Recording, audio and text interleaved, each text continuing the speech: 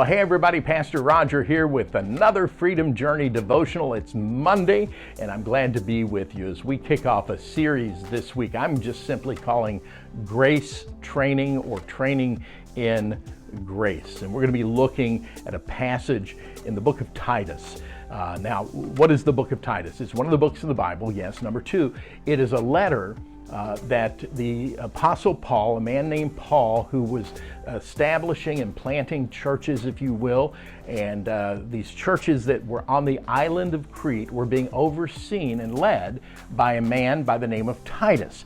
And what we need to know is he's a young pastor, and Paul is mentoring him with some things. But Paul does more on this because Crete was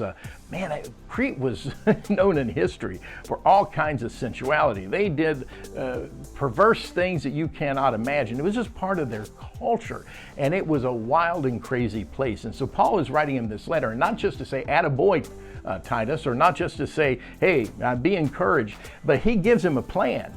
And in this plan, I see this training in grace, or grace training, that we're going to talk about this week. Listen to what verse 11 in chapter 2 has to say. Paul writes, he says, now Titus, for the grace of God has appeared that offers salvation to all people. What is grace? Grace is the power of God being expressed in our life. It's more than just being nice to people. You know, when we say have grace, it's not just about being nice to people, but it's about experiencing in your life the power of God at work. The dictionary says that grace is unmerited favor. In other words, something we don't deserve, something we cannot earn. But he says it's there for all people. And it teaches us to say no to ungodliness and worldly passions. Oh my goodness, if we're struggling with any kind of hurt, habit, or hang up in our life, the ungodliness and worldly passions that we need to say no to. But this isn't just a just say no message. This is a layout to deal with the inward part of us, also to deal with the outward part of us. We'll talk about on Wednesday, and then finally Friday we're going to talk about the upward part of us. He says that we can say no to ungodliness and worldly passions, and then we can do these three things. Number one, and this is the inward part, to live self-controlled, to live a self-controlled life. Number two, to live an upright and godly life.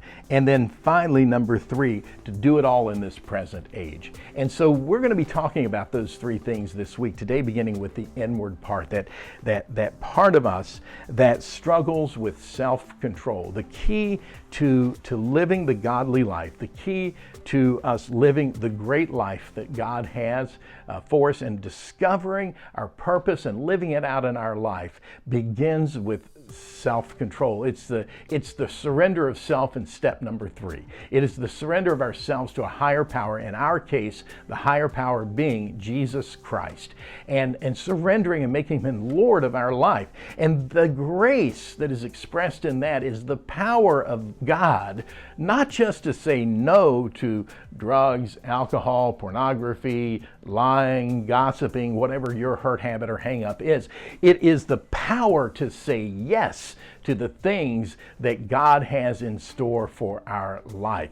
The inward part of us is trained by the grace of God, unmerited favor, something we don't deserve but is available to us. And I encourage you today to take your life and present it to the Lord. And if you consider yourself a Christian, I absolutely admonish you to begin the day taking his mercies that are brand new every day and starting again. Get a fresh start today. And if you don't have a relationship with God through Jesus Christ and you want to know more about it, boy, I'd love to hear from you. Just drop me a comment below or send me a private message, and let's talk about this incredible, great life. Jesus called it abundant life that we can have.